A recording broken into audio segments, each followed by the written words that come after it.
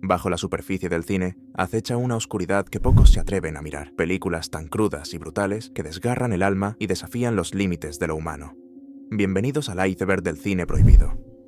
7 niveles de terror, desde la superficie hasta el vacío.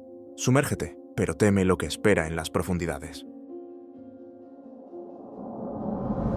The Censored Eleven. En la edad de oro de la animación de Warner Bros., se crearon clásicos entrañables. Sin embargo, existe un grupo de caricaturas conocido como Los 11 Censurados, que debido a su contenido, fueron retiradas de circulación en 1968 y nunca más se han relanzado oficialmente. ¿La razón? A diferencia de las aventuras de Bugs Bunny o las travesuras de Daffy Duck, Los 11 Censurados presentaban estereotipos y caricaturas extremadamente ofensivas hacia los afroamericanos. Un ejemplo infame es Coal Black and the Seven Dwarfs, elogiada en su momento por su animación y jazz, pero cuyo contenido hoy resulta impactante. Los personajes negros eran mostrados como holgazanes, tontos o sumisos, perpetuando tropos dañinos comunes en los años 30 y 40. En algunos casos, las caricaturas se inspiraban en los minstrel shows, con un humor cruel y degradante. Twilight Zone, The Movie. Twilight Zone, The Movie, estrenada en 1983, es una película antológica que buscó revivir la magia y el misterio de la icónica serie de televisión La Dimensión Desconocida. El proyecto reunió a 4 directores de renombre: John Landis, Steven Spielberg, Joe Dante y George Miller, cada uno encargado de dirigir un segmento basado en episodios clásicos de la serie o en historias originales con el mismo estilo inquietante y reflexivo. La ambición del proyecto era rendir homenaje a la serie original, al mismo tiempo que se actualizaba su imaginación y se exploraban nuevas narrativas dentro de su peculiar universo. Sin embargo, la producción de Twilight Zone, The Movie, quedó trágicamente marcada por un terrible accidente durante el rodaje del segmento dirigido por John Landis. El actor Vic Morrow y 2 niños actores, Mika Ding Le y Renee Chin-Yi Chen, perdieron la vida en un incidente con un helicóptero durante una escena nocturna. Esta tragedia no solo enlutó a la industria cinematográfica, sino que también generó una intensa controversia legal y ética sobre la seguridad en los sets de filmación y la responsabilidad de los directores y productores. El impacto emocional y las consecuencias legales de este suceso ensombrecieron para siempre el legado de la película. A pesar de esta tragedia, los segmentos restantes de Twilight Zone, The Movie, lograron capturar en gran medida el tono y la atmósfera característicos de la serie original. El segmento de Steven Spielberg, Kick the Can, ofreció una visión nostálgica y sentimental sobre la juventud y el deseo de revivir el pasado. El segmento de Joe Dante, It's a Good Life, adaptó el escalofriante episodio sobre un niño con poderes omnipotentes y una visión retorcida del mundo. Finalmente, el segmento de George Miller, Nightmare at 20,000 Feet, reimaginó el clásico episodio del hombre aterrorizado por una criatura en el ala de un avión, ofreciendo una experiencia tensa y claustrofóbica. La película, en su conjunto, demostró la perdurabilidad de los temas y las narrativas de La Dimensión Desconocida, explorando lo desconocido, lo inexplicable y las profundidades de la mente humana a través de giros inesperados y finales que invitaban a la reflexión. Aunque desigual en algunos momentos, Twilight Zone, The Movie, logró evocar la sensación de asombro y temor que caracterizó a la serie original, al mismo tiempo que ofrecía interpretaciones visualmente más elaboradas gracias a los avances cinematográficos de la época. El legado de Twilight Zone, The Movie, es, por lo tanto, complejo. Por un lado, se le recuerda como un intento ambicioso y, en gran medida, exitoso de revivir una franquicia querida por todos. Por otro lado, la trágica muerte de Vic Morrow y los niños actores durante su producción sigue siendo una sombra imborrable. The Viking. The Viking es una ambiciosa y controvertida película histórica rusa que se sumerge en los turbulentos orígenes de la nación rusa a finales del siglo X. Dirigida por Andrei Kravchuk, la película se presenta como una épica visual que busca retratar la brutalidad y la complejidad de la era vikinga y la conversión de la Rus de Kiev al cristianismo, bajo el reinado del príncipe Vladimir el Grande. La película se distingue por su escala masiva, sus elaborados decorados, su vestuario detallado y sus intensas secuencias de batalla. The Viking no escatima en mostrar la violencia y la crudeza de la época, presentando un mundo sombrío y despiadado, donde las luchas por el poder, las venganzas de sangre y las alianzas cambiantes eran la norma. La producción buscó un alto grado de realismo histórico, aunque se tomó libertades creativas para construir una narrativa dramática y atractiva para el público contemporáneo.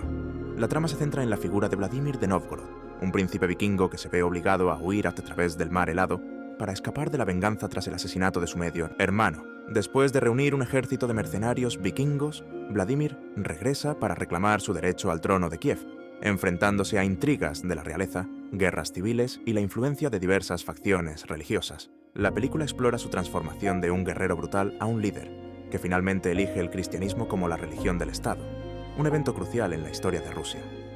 La controversia en torno a The Viking surgió principalmente en Rusia, donde la película generó un intenso debate sobre su precisión histórica y su representación de figuras clave de la historia rusa.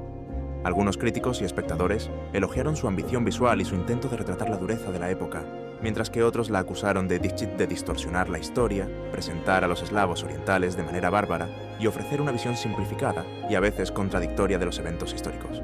La representación de la conversión de Vladimir al cristianismo fue particularmente polémica, con algunos acusando a la película de promover una visión nacionalista y religiosa específica. También se criticó la idealización de ciertos personajes y la demonización de otros, así como la excesiva violencia mostrada en algunas secuencias. A pesar de estas críticas, The Viking fue un éxito de taquilla en Rusia y generó una amplia discusión sobre la identidad nacional y la interpretación del pasado histórico en el cine. The Viking es una película épica que buscó llevar a la pantalla grande un periodo crucial de la historia rusa con una escala y una intensidad sin precedentes. Si bien su precisión histórica fue objeto de debate, su ambición visual y su intento de sumergir al espectador en la brutalidad y la complejidad del siglo X la convierten en una obra cinematográfica significativa, aunque controvertida, dentro del cine histórico ruso contemporáneo. Su legado perdura como un ejemplo de cómo el cine puede generar un diálogo nacional sobre la historia y la identidad. The Human Centipede.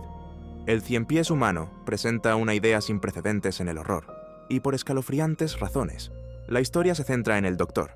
Heiter, un cirujano de inteligencia brillante pero retorcida, que vive aislado en la campiña alemana. Su obsesión, tan grotesca como única, lo lleva a un trabajo de vida que no busca salvar vidas, sino fusionarlas en algo abominable, un ciempiés humano. El horror se revela en los detalles de su plan. El Dr. Heiter secuestra a 3 individuos y los conecta quirúrgicamente de adelante hacia atrás, forzándolos a una existencia reptante a 4 patas. Lo terrorífico se vuelve aún peor al saber que esta pesadilla podría ser totalmente real.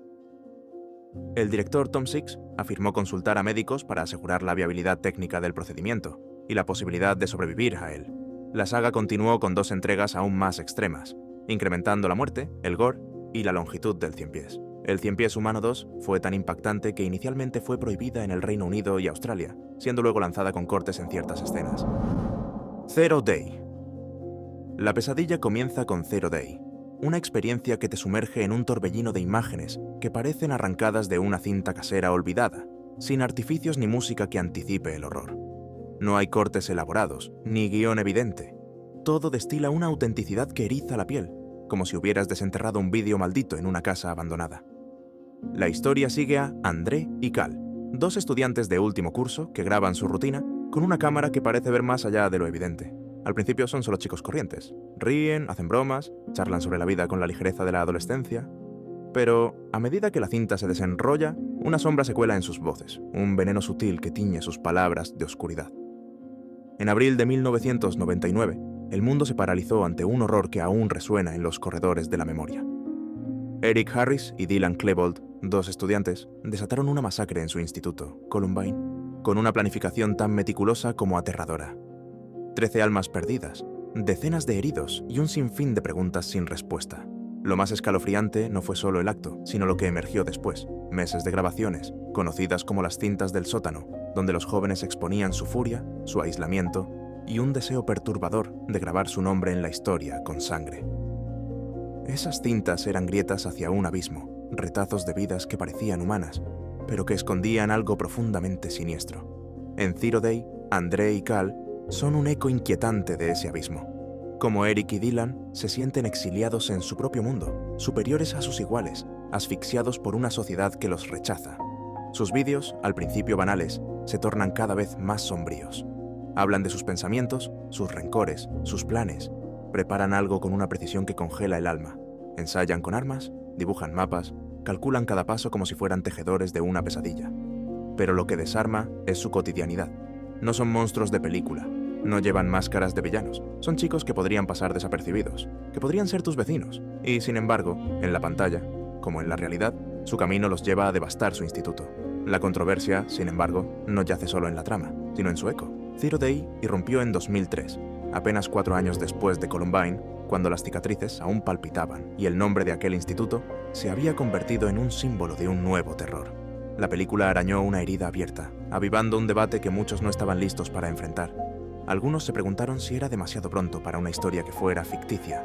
Resonaba como un susurro de la realidad, un recordatorio de que el mal podría estar acechando en los rostros más comunes, a solo un latido de distancia. Megan is Missing. Megan is Missing te arrastra a un abismo donde la inocencia adolescente se desmorona bajo una sombra implacable. La historia sigue a 2 chicas de 14 años, Megan Stewart y su mejor amiga, Amy Herman. Megan es un torbellino de carisma, siempre en el centro de las miradas, con una confianza que oculta las grietas de un hogar roto. Busca desesperadamente ser vista, incluso si eso significa coquetear con el peligro, como entablar charlas con desconocidos en Internet. Amy, en cambio, es un susurro en la tormenta, tímida, reservada, casi invisible, pero siempre con su cámara en mano, capturando fragmentos de sus vidas como si presintiera que algo está a punto de romperse. Una noche, Megan comienza a hablar con un chico en línea, un tal Josh. Sus mensajes son dulces, llenos de promesas y atención, pero hay algo que chirría. Josh nunca muestra su rostro. Dice que no tiene webcam, una excusa que destila amenaza, pero Megan, ciega a las alarmas, se deja envolver por sus palabras. Las conversaciones se tornan íntimas, peligrosamente cercanas, hasta que Megan, desafiando toda cautela, acuerda encontrarse con él después de una cena. Al día siguiente, Megan ha desaparecido, y el verdadero horror comienza a desplegarse como una niebla densa. Amy, destrozada, empieza a grabar diarios en vídeo, derramando su dolor por la pérdida de su amiga y un miedo creciente que le susurra que algo terrible acecha. Pero la oscuridad no tarda en fijarse en ella. Amy, en su búsqueda de respuestas, se convierte en la próxima presa de un depredador sin rostro. El clímax de Megan is Missing es un descenso al terror puro, un golpe que no se olvida. La verdad sobre Megan emerge en una serie de fotos halladas en foros oscuros de Internet, imágenes que muestran su cuerpo torturado en una mazmorra, con artefactos metálicos forzando su boca y lágrimas negras de rímel corriendo por su rostro, como si el dolor hubiera pintado su agonía. Pero el horror no termina ahí. Amy, en su intento desesperado por encontrar a su amiga, cae en la misma trampa. Es arrastrada al mismo antro de pesadilla que vio en las fotos, capturada por Josh. Él la somete a un tormento brutal y luego, con una calma que hiela la sangre, le ofrece una falsa promesa de libertad. Podrá irse si entra en un barril de plástico. Cuando Amy lo abre, el mundo se detiene. Dentro yace el cuerpo sin vida de Megan.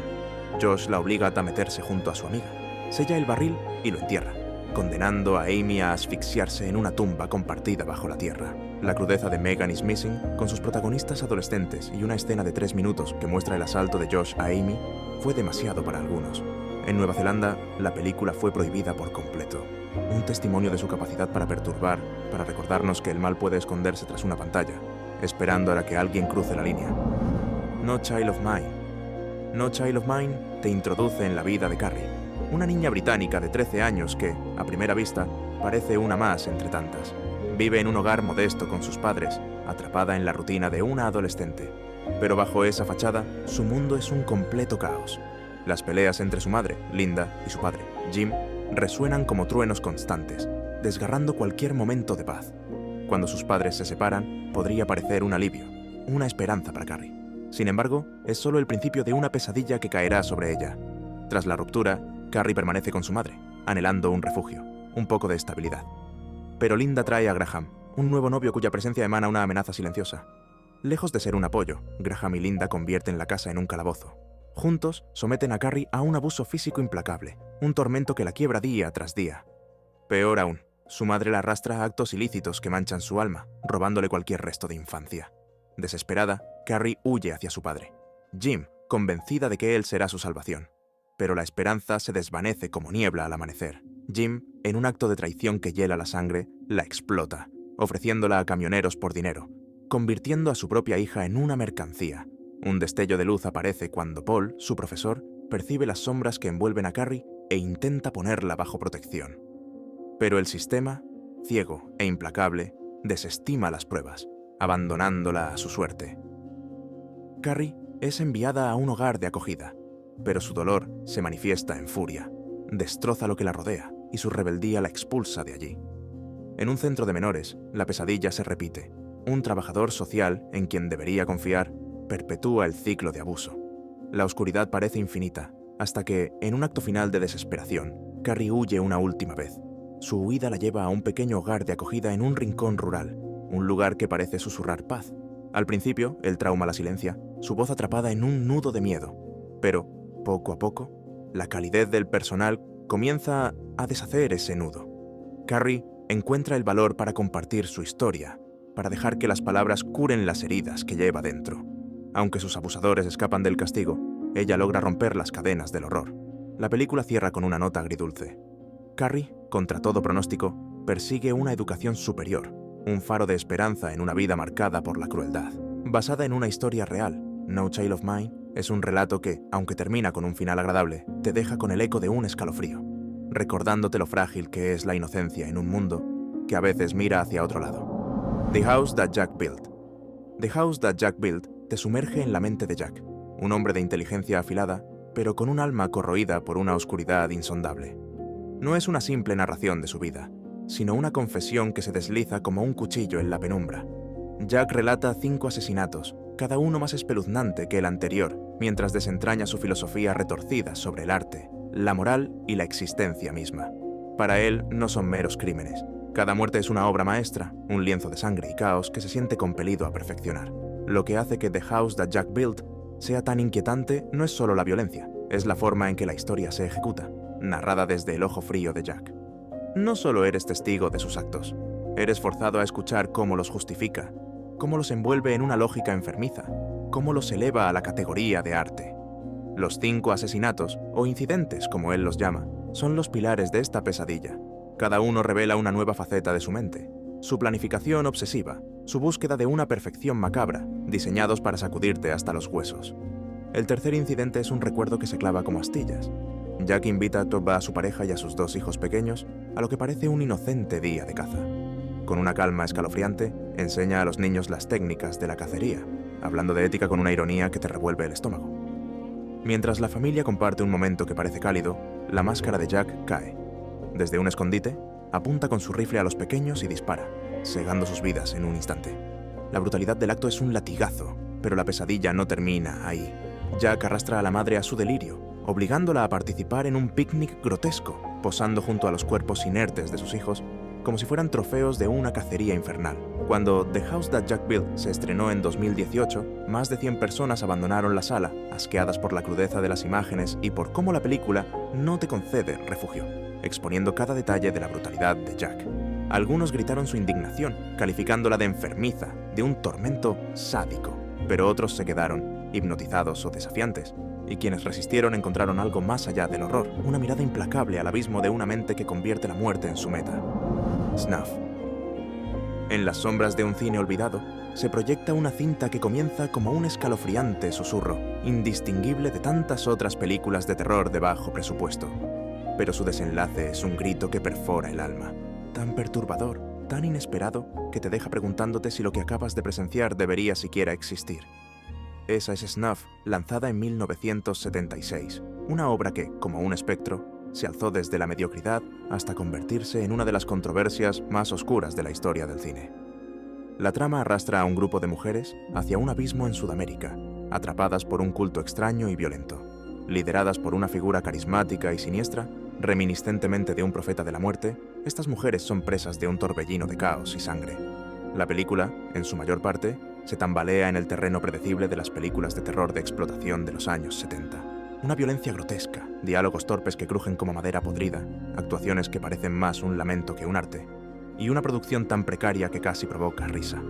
Pero entonces, cuando crees que el telón está a punto de caer, la pantalla se quiebra.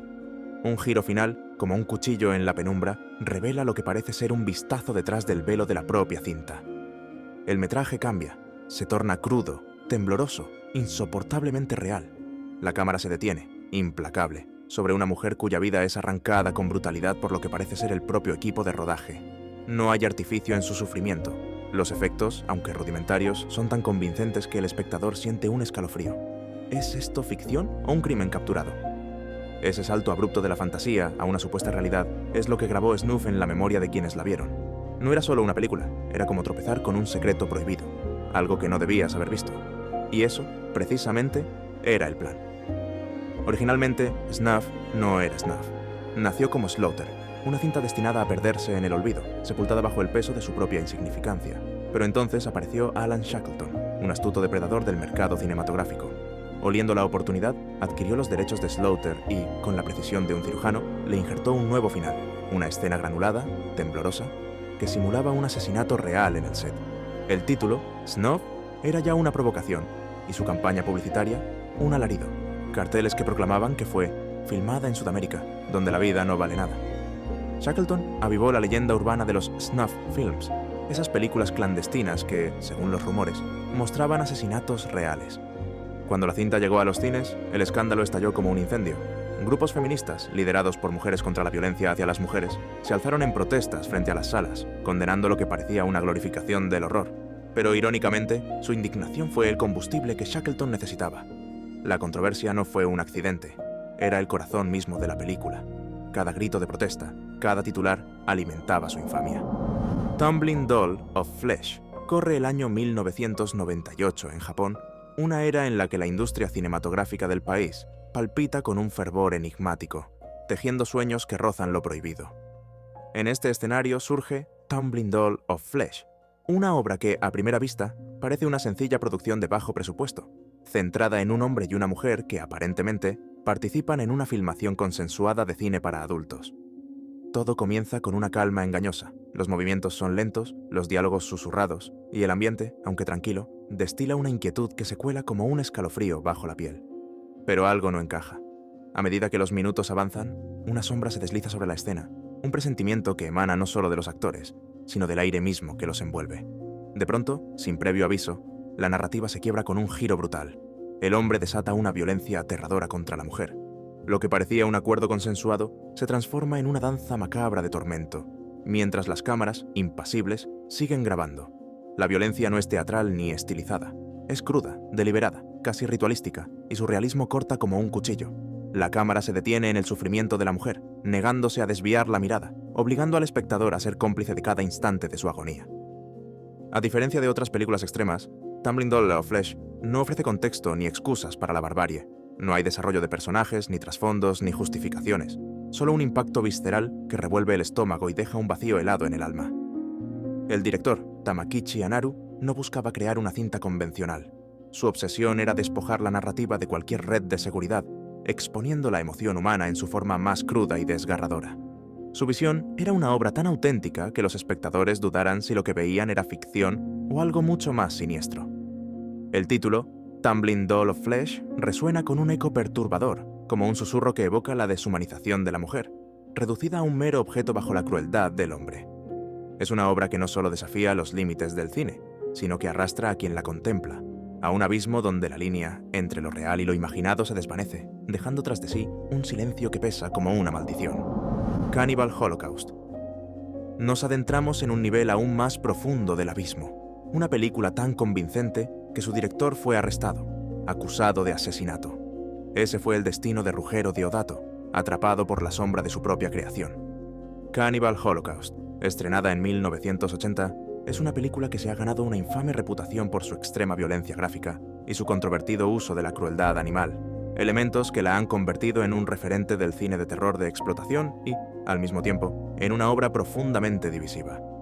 Dirigida por Ruggero Deodato, la película adopta una estructura de metraje encontrado, presentando la historia a través de las cintas perdidas de un equipo de documentalistas que se adentraron en la selva amazónica para filmar tribus caníbales y nunca regresaron. La trama se centra en un segundo equipo de rescate que encuentra las grabaciones de los documentalistas desaparecidos. A través de estas cintas, el espectador es testigo de los encuentros cada vez más brutales y violentos del equipo con las tribus, así como de sus propias acciones moralmente cuestionables y explotadoras. La película no escatima en mostrar escenas de violencia explícita, incluyendo mutilaciones, violaciones y actos de canibalismo, lo que generó una intensa controversia y su prohibición en numerosos países. Uno de los aspectos más notorios y criticados de Cannibal Holocaust fue la autenticidad percibida de su violencia. La película fue tan realista en su representación que, tras su estreno, el director Ruggero Deodato fue arrestado y acusado de asesinato. Para probar que los actores aún estaban vivos, tuvo que presentarlos ante el tribunal, poniendo de manifiesto el impacto visceral de las imágenes. Además de la violencia contra los humanos, la película también generó una gran indignación por la crueldad animal mostrada en pantalla. Varias escenas documentan la muerte real de animales, lo que provocó protestas y un debate ético sobre los límites de la representación en el cine. Este aspecto sigue siendo un punto de gran controversia y condena hacia la película. A pesar de su naturaleza gráfica y repulsiva para muchos, Cannibal Holocaust también es considerada por algunos como una obra influyente dentro del género del terror. Su uso pionero del estilo de metraje encontrado sentó un precedente para muchas películas posteriores, incluyendo el fenómeno de El proyecto de la bruja de Blair. La película también plantea preguntas incómodas sobre el colonialismo, la explotación cultural y la naturaleza de la verdad y la representación en los medios. En última instancia, Cannibal Holocaust sigue siendo una película extremadamente controvertida y difícil de ver para muchos. Su legado perdura como un ejemplo extremo de cine de terror, de explotación, que desafió los límites de la moralidad y la representación en la pantalla, dejando una marca imborrable en la historia del cine de terror por su brutalidad y su capacidad para generar un intenso debate ético. Philosophy of a Knife. Philosophy of a Knife, estrenada en 2008, no es una película común. No hay héroes ni villanos, ni siquiera una trama que guíe tus pasos. En su lugar, te arrastra hacia un abismo de la historia humana. Un lugar tan oscuro que su garra no te suelta durante más de 4 horas. La obra se inspira en los experimentos reales y aterradores de la Unidad 731, un grupo secreto japonés de la Segunda Guerra Mundial dedicado a la guerra biológica. Sus actos eran pesadillas hechas carne. Usaban seres humanos como lienzos para probar enfermedades, congelaciones y disecciones en vida. Horrores que hielan la sangre con solo imaginarlos. Pero el director no se conforma con relatar estos hechos. Los entrelaza con un terror ficticio que amplifica la angustia, como si la realidad no fuera ya suficiente. Filmada en un blanco y negro que evoca un documental perdido en el tiempo, la película entremezcla imágenes de archivo de la guerra, dotándola de una veracidad que corta el aliento. Las escenas de tortura no se desvían ni ofrecen respiro. Son largas, minuciosas, descaradamente explícitas. Te obligan a presenciar experimentos que desgarran la cordura, disecciones de cuerpos aún conscientes, infecciones forzadas, amputaciones que resuenan como gritos en la penumbra. Todo se muestra con un realismo que te clava en el asiento, como si el aire mismo se volviera denso. El ritmo es otro tormento.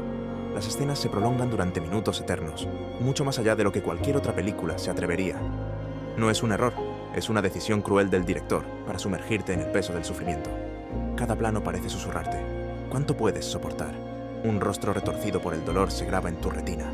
La película no solo muestra el horror, te fuerza a habitarlo, a sentir cada segundo de su crueldad, como si el cuchillo del título cortara no solo carne, sino el alma misma. A Serbian Film. A Serbian Film fue estrenada en 2010. La historia es llevada a cabo en un rincón olvidado de Serbia. Allí, Milos, una antigua estrella del cine para adultos, lleva una existencia apagada junto a su esposa María y su pequeño hijo Petar. Los días de gloria han quedado atrás y la sombra de la pobreza acecha su hogar como un espectro implacable. Pero una noche, la oscuridad trae consigo una propuesta envuelta en susurros inquietantes. Leila, una antigua colega, lo conecta con Bukmir, un enigmático cineasta de riqueza insondable. Este hombre, con ojos que parecen guardar secretos innombrables, le ofrece a Milos el papel protagonista en una obra que describe como arte puro, con una suma de dinero capaz de disipar todas sus penurias. Solo hay un detalle que tiñe la oferta de un aura siniestra. Bukmir se niega a revelar de qué trata la película. Al principio, Milos duda. Su instinto le advierte de un peligro invisible, pero el peso de las deudas y el deseo de darles un futuro mejor a su familia lo empujan a aceptar. Después de todo, piensa, ¿qué tan terrible podría ser? Su pasado en la industria del cine subido de tono lo ha curtido, o eso cree. Sin embargo, la realidad comienza a torcerse en una espiral de pesadilla. En un cuarto lúgubre, una actriz realiza un acto perturbador sobre él, mientras, desde las sombras, los ojos de una niña pequeña lo observan todo. El alma de Milos se estremece, pero lo peor está por venir. Bukmir lo invita a presenciar una de sus grabaciones previas, y lo que aparece en la pantalla es un horror que desafía la cordura. Una escena gráfica de un recién nacido, momentos después de nacer, envuelto en un acto que Bukmir, con una sonrisa gélida, llama nuevo arte. Milos, asqueado, intenta huir de aquel abismo, pero Bukmir no acepta negativas. Lo droga con una sustancia que nubla su mente, convirtiéndolo en una marioneta de instintos desatados. Bajo su influjo, Milos comete actos tan atroces que su alma se desgarra, actos que en su estado normal jamás habría concebido. Días después, despierta en un torbellino de confusión, sin recuerdos. solo con un vacío que lo atormenta. Cuando encuentra las grabaciones de lo que hizo, la verdad lo golpea como un martillo. No solo violó a desconocidos, sino a las personas que más amaba, su esposa y su hijo. La revelación lo hunde en una desesperación tan profunda que, incapaz de soportar su existencia, pone fin a su vida y a la de María y Petar, en un acto de dolor insondable. La escena final es un puñal al corazón. La cámara se detiene sobre los cuerpos inertes de Milos y su familia, yaciendo juntos en una cama que parece un altar sacrificial. El silencio se quiebra con pasos fríos y calculados. Un grupo de hombres irrumpe. Su actitud es la de depredadores en una cacería. Son parte del equipo de Bukmir y no están allí para rendir luto.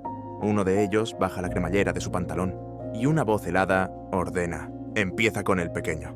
Las palabras resuenan como una sentencia, dejando claro que Petar, el más inocente, será el próximo en ser devorado por la maquinaria del horror. En 2011, en el Festival de Sitges, España, la proyección de esta película desató una tormenta. Ángel Sala, director del festival, enfrentó cargos penales por exhibir contenido que las autoridades tildaron de aberrante, señalando las escenas explícitas como un delito. Durante un tiempo, Sala caminó al borde del abismo legal, pero las acusaciones fueron desestimadas tras una investigación. La controversia no terminó allí. En un estreno en Múnich, Spasoje, el director, y uno de los productores fueron detenidos tras quejas de espectadores que, horrorizados, creyeron que las barbaridades en pantalla eran reales. Interrogados por la policía, lograron salir libres, pero el eco de sus imágenes perturbadoras siguió resonando en la oscuridad. August Underground. August Underground no es un simple relato de terror. Estrenada en 2001 bajo la dirección de Fred Vogel, se adentra en un subgénero de horror extremo que desafía todos los límites concebibles. Llamar la película de terror sería impreciso. Es más bien un torbellino caótico, un mosaico de brutalidad que sume al espectador en la existencia perturbadora de dos asesinos en serie. Filmada como si alguien hubiera tropezado con una colección privada de crímenes aberrantes, carece de una narrativa convencional. No hay principio, nudo ni desenlace, solo una sucesión de escenas cargadas de una violencia que corta el aliento, sin explicación alguna sobre los motivos de los verdugos. Rodada con un presupuesto ínfimo, Vogel renunció a efectos pulidos o actores profesionales, optando por una crudeza deliberada. Esa autenticidad descarnada resultó tan estremecedora que, en su estreno, hubo quienes creyeron que se trataba de un auténtico snuff film. La ilusión de realidad era tan poderosa que en 2005, mientras viajaba al Festival del Miedo Rue Morgue en Toronto, Vogel se vio envuelto en un torbellino de problemas. Llevaba copias de August Underground y su secuela, igualmente perturbadora, para venderlas en el evento. Pero los oficiales de aduanas canadienses, al inspeccionar su equipaje, quedaron horrorizados por el contenido. La crudeza de las imágenes los llevó a sospechar que Vogel intentaba introducir material obsceno, un delito grave en Canadá. Detenido en la frontera durante casi 10 horas, el director quedó atrapado en un limbo mientras las autoridades debatían qué hacer. Aunque finalmente las acusaciones se desestimaron, el calvario no terminó ahí. Las copias confiscadas fueron enviadas a Ottawa para un análisis más profundo. Tratadas como posible evidencia de un crimen, Vogel pudo continuar su viaje, pero el incidente dejó claro el poder perturbador de August Underground, una obra que aún hoy divide y estremece, como un eco que resuena desde las sombras. Y así, concluimos este descenso por los rincones más perturbadores y prohibidos del cine. Holocausto Caníbal, A Serbian Film o August Underground son solo un vistazo al iceberg del horror, pero hay más, películas demasiado crudas, demasiado oscuras o demasiado peligrosas para nombrarlas aún. ¿Te atreves a sumergirte de nuevo? Si queréis una segunda parte, apoyad este vídeo. Pero cuidado, hay fotogramas que, una vez vistos, nunca se olvidan.